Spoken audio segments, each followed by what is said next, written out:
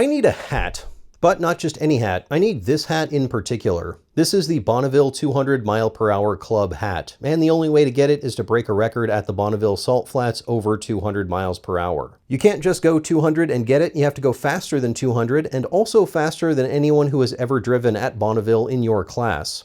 For me, that is 266 miles per hour, and there's a chance I can do it. But if you watched the last episode, you know that one of the cylinders in my car has significant damage. It's way down on compression, and it's possible that it will just implode at the first sign of power. But that is a risk that I am willing to take. So we packed up the car and all our gear and drove 700 miles in search of a hat.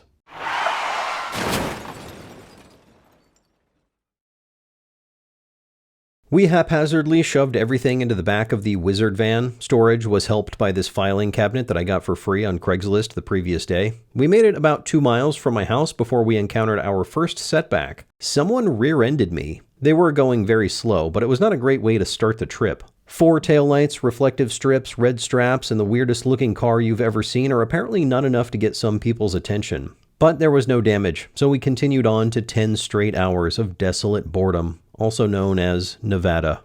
We arrived at the Salt Flats to find it dry, a stark contrast to the shallow lake that it was the last time I was here. Much better this way.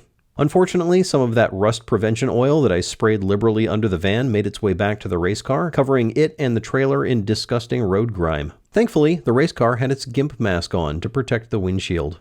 The tech inspection line was long, but we passed without issue, and the next morning after the driver's meeting, we lined up to find out if my damaged engine would survive, or if it would immediately explode on the first run. You can't just show up here and go full tilt, you have to license up. You have to meet speed targets to move up the licenses before you can break a record.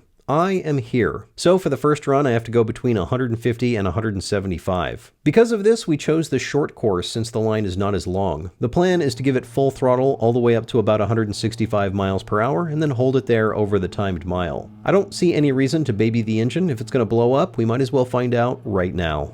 I got a push from the van up to about 35 miles per hour and then took off. Full throttle, and after about 15 seconds, it happened. There was a sudden drop in power. The car slowed. I kept it at full throttle until the end of the mile because why not? But that was it. That was the damaged cylinder giving out and ending our speed week on the first run of the first day. Or so I thought. As I was getting out of the car, a course worker stopped by to tell me what actually happened. You know, you pulled the chute or popped the chute at about the 1 mile. You drug it the whole track. Somehow, randomly, the parachute came out partway down the track and I didn't know. That was the loss of power I felt. Turns out the engine was fine. So we loaded up, got back in line, and gave it another shot, and again, the parachute came out for no reason. After 2 runs, I had managed a top speed only slightly faster than I did towing the race car on the highway the previous day. Not very fast, and definitely not super fast. We towed it back to the starting line to diagnose the problem. I have 2 parachutes, but I only need 1 for my class, so we just deactivated the one that kept deploying. Still, we spent some time in line diagnosing the problem. I have 2 ways to deploy my parachute. One is a button that opens a solenoid and moves an air cylinder. The other is a lever I pull with my hand. After some fiddling about, we determined that vibrations from the engine were causing the solenoid to activate at random. So we disconnected the solenoid from the air cylinder and got back in line. And this time, it worked. No deploying parachute, no exploding engine. I kept the throttle hammered and accelerated up to 188 miles per hour before I remembered that I was supposed to keep it under 175. I grabbed the brakes and slowed down just barely enough, coming in at 174 miles per hour. Good enough to move from my D license to my C license. We tried to get one more run in before the end of the day. I got suited up, buckled in, and made it to the front of the line just in time for racing to be stopped. A sudden burst of weather had arrived. Wind and rain. This happens sometimes out here, and sometimes it goes away as quickly as it arrives. So I stayed in the car, waiting it out. But eventually they called it. Racing was done for the day. A slow start, but not a bad day overall. 1 license down, 3 to go.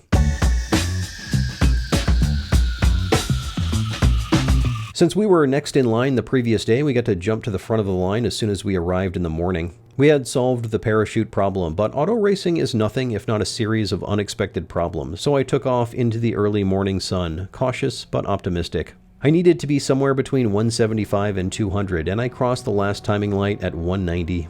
The fastest that I've ever been, and good enough for the next license.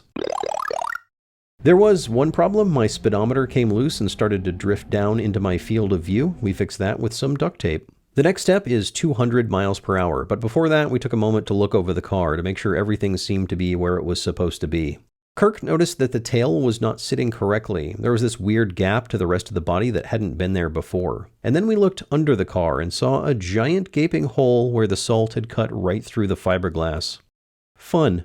Apparently, this part of the tail was being pressed into the salt from low-pressure air below it and high-pressure air above it. And the salt just acted like sandpaper, cutting through the fiberglass. I had printed these fender liners on my Bamboo to keep the tires from spraying salt all over the tail, and the damage had broken one of them loose, so the whole tail was caked in salt. We took off the tail and cleaned out several pounds of salt. I cut away some of the fiberglass that was left in there, not really doing anything. We reassembled the car and fixed the issue with the best solution that 3 engineers could come up with: duct tape. We started with a layer of gaffer tape, hoping it wouldn't damage the stickers too much, and then layered on most of a roll of duct tape. We had some extra stickers from people at the event, so we stuck them over the duct tape to blend it in with the rest of the car. We checked everything else we could think of. The chain had stretched a bit, so we tightened that up and went back out for another run. This time we went to the long course. There are 3 courses this year, and we had done all of our runs on the short one. The line for that course is shorter, but it's only timed up to 2 miles, so if you're going faster than 200, you kind of have to be on one of the faster courses. Both of the long courses have timing between each mile up to 5, but before you can do the full 5 miles, you have to do 3 miles and then pull the parachute at the 3-mile marker, just to show that the car is stable and that you know what you're doing. So we lined up, got ready, and gave it full beans. At 1 mile, I was at 150. After 2 miles, I was going just over 200 miles per hour. And after 3 miles, as I pulled the parachute, I was approaching 230 miles per hour. Pretty fast, and good enough for my A license. But the acceleration was slowing. The speed was still increasing, but the digits were counting up very slowly. We were approaching the top speed of the engine and the car, and we were still almost 40 miles per hour away from the record. The record is 266, average speed over a mile, and if you get that, you have to come back the next day and back it up with a return run. And frankly, I did not think the engine was up to the task. But I did have another trick up my sleeve. You see, I'm running in the fuel class. There is a gas class where you can only run regular gas, but in the fuel class, you can run lots of other stuff. I was just running pump gas. I chose fuel mostly just because it was easier to not have to wait in line at the official fuel vendor. But with the engine damage, I decided to do a little extra thing before I left. A little extra thing that would make me not only fast, but also furious.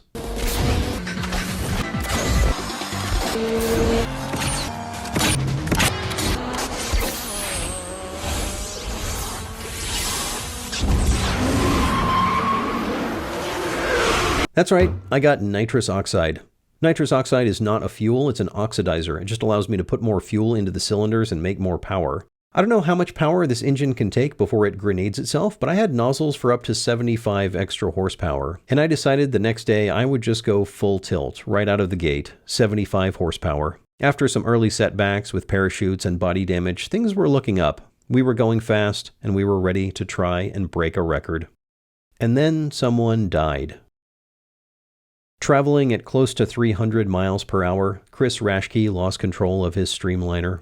He was treated by medical professionals at the scene, but he passed away from his injuries. There are a lot of steps taken to make land speed racing as safe as it can be, but this was a sobering reminder that it is inescapably dangerous and that speed is unforgiving.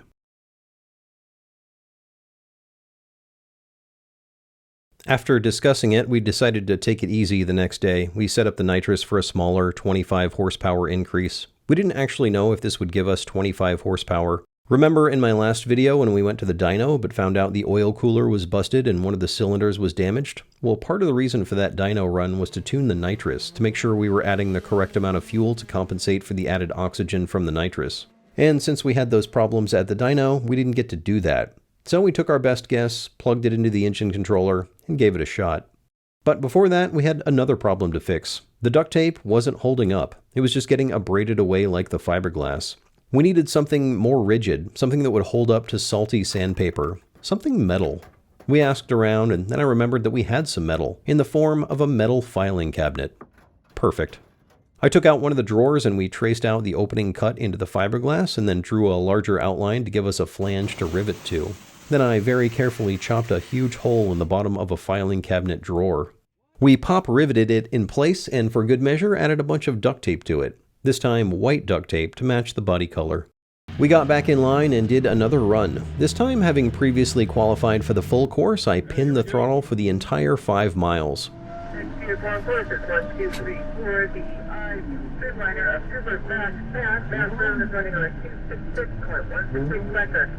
The car accelerated quickly to 150 and then more slowly to 200. At mile 4, I looked up at my sagging duct tape speedometer to see 249. And then it started to slow down, only a little bit, but my speed over the last mile was slower by about 4 miles per hour. There were 2 problems here. One is that the nitrous was clearly not tuned correctly. It was running rich, too much fuel. That was on purpose. You always want to start with too much fuel since the opposite could kill the engine. Unfortunately, the sensor I have to measure this was intermittent, and it didn't record anything on the previous run, so we couldn't really change anything. The other problem was gearing. The car is geared for a top speed of 308. Optimistic. Too optimistic. When I shifted into the next gear, it dropped me out of the power band, and then I didn't have enough power to keep accelerating. We should have geared it for something closer to the record, maybe 280. I had brought several gears, but the next lowest set I had was for a top speed just slightly slower than the record, so that wouldn't help us. But I was not about to give up so easily. I still had the ability to add up to 75 horsepower of nitrous. It wouldn't actually be 75 since it would be running way rich, but it would be more than we had before.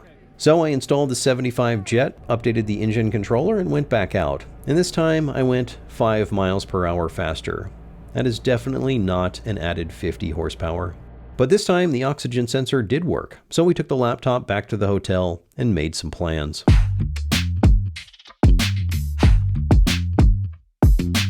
We started the day by topping off all the fluids. The coolant was boiling off after the runs. Temperatures were fine when running, but as soon as I stopped it, it would heat soak and overflow. I added a tool to the cockpit so that I could take off the engine cover while waiting for the tow vehicle. The chain was getting loose again, so we replaced it. We had noticed a couple of things from the data the previous day. First was that the engine was adding way too much fuel with the nitrous, so we leaned that out a bit.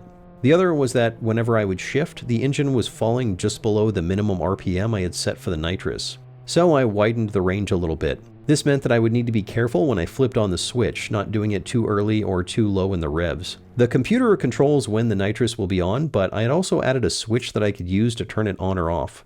I labeled this the $3,000 switch because that's how much I spent on the engine, though I should change it to the $5,000 switch because that's how much they cost now. We got in line and waited for our run. When the moment came, I took off. It was the same as before, up to 150 at the 1 mile, 200 at the 2 mile. By mile 3, I was just under 230 when I switched on the nitrous.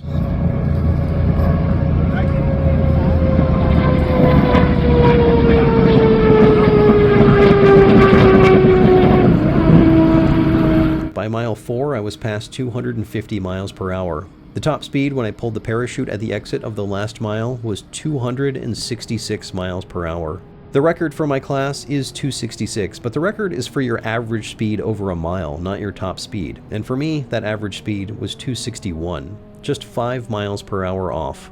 I slowed down and stopped on the return road. When I got out of my car, I noticed a small issue. Oil was pooling up underneath my engine. The engine was running when I shut it off, so I suspected that this was just an oil hose coming loose. I was so close to the record that I could smell it. It smelled like salty oil, with a hint of hot fiberglass. After that run, with a record in our sights and oil on the ground, I decided to call it. We were done for the week. The car was just not going to go any faster. We needed lower gearing. We needed a proper tune on the nitrous. We needed an engine that has 4 functioning cylinders. If we had another mile, we could probably have done it. If we had tuned the nitrous on the dyno, we maybe could have done it. 4 good cylinders might have been enough, but we didn't have any of that. Our car was duct taped together, the chain was overstretched, we were using too much nitrous on a bad tune with an engine that was limping along on 3.5 cylinders. Maybe we could have blindly adjusted the nitrous tune, but as the Fast and Furious documentaries show, nitrous is dangerous and could result in my floor pan falling out. And I sit on the floor pan. In all seriousness, it could actually be dangerous to blindly tune the nitrous, certainly dangerous for the engine. Overall, it was a successful week. The car did better than I expected, considering the handicaps we had. I got all the licenses I needed, and with the last run, I even got the AA license. We chatted with some other teams, watched some cars go down the track, packed it up, and headed home. But we are not done with this car, and we are not done with this engine. We have plans. because I still need a hat. Big thanks to all my Patreon supporters. You are the reason that I can do stuff like this and make these videos. If you want to get videos a day early and also some stickers, click that link and support the channel. If I get enough supporters, I can afford a haircut.